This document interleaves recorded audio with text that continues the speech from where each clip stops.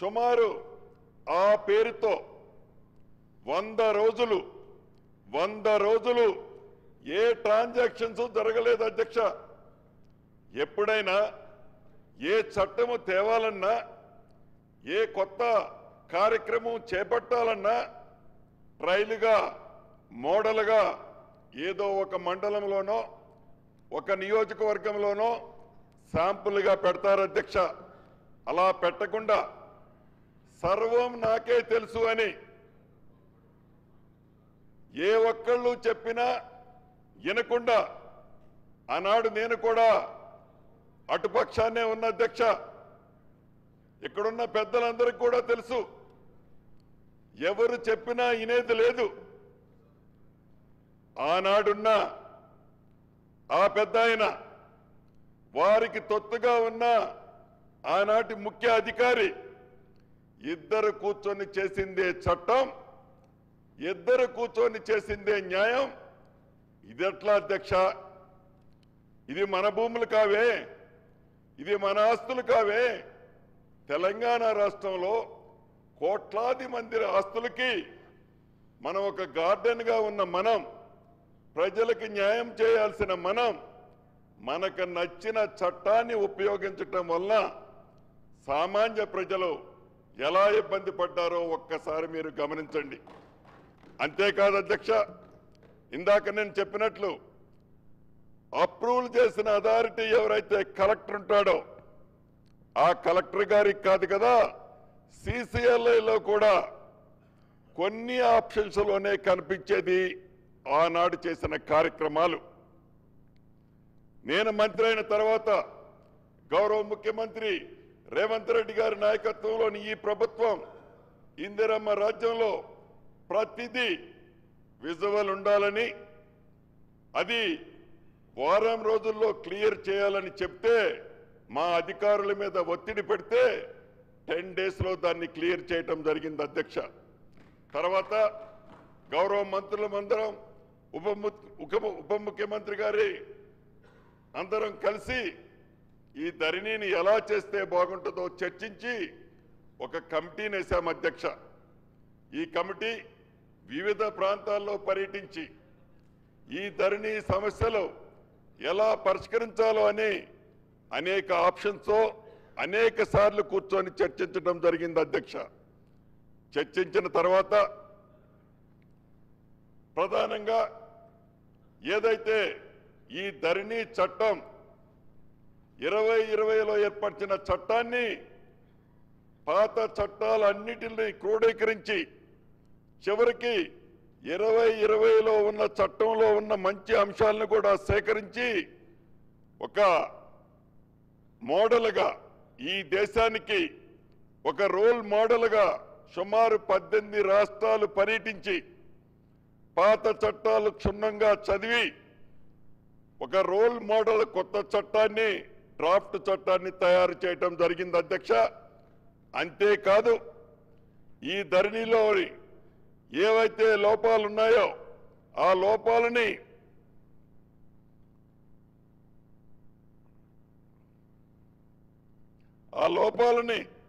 సవరించే విధంగా ఏమేం చేస్తే బాగుంటుందో మోడల్గా 2 మండలాలు ఏర్పాటు చేయడం జరిగింది అధ్యక్ష. ఒకటి యాచారంలోని తిరుమలగిరి మండలంలో, యాచారం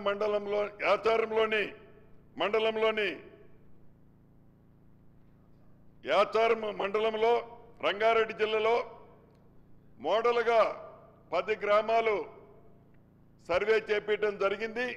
ఈ 10 గ్రామాల్లోనే సుమారు 2300 అప్లికేషన్లు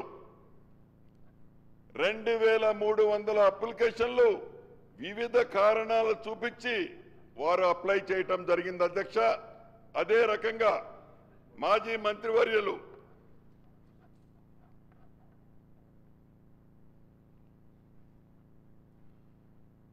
నాగార్జున సాగర్ కాన్స్టిట్యున్సీలో కూడా నిన్ననే